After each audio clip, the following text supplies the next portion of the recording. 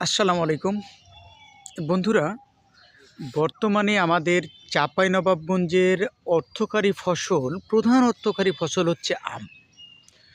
গাছে গাছে মুকুল, কৃষকের মনে আনন্দ।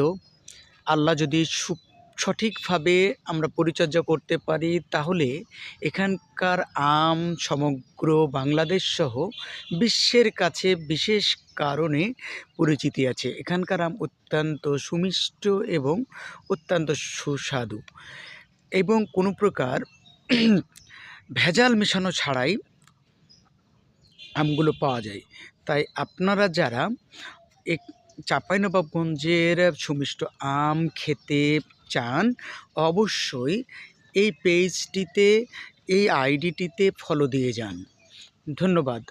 সকলেই ভালো থাকবেন, আমাদের জন্য দোয়া করবেন এবং আপনারাও ভালো থাকবেন। সকলকে জানাচ্ছি আন্তরিক ধন্যবাদ। আসসালামু আলাইকুম।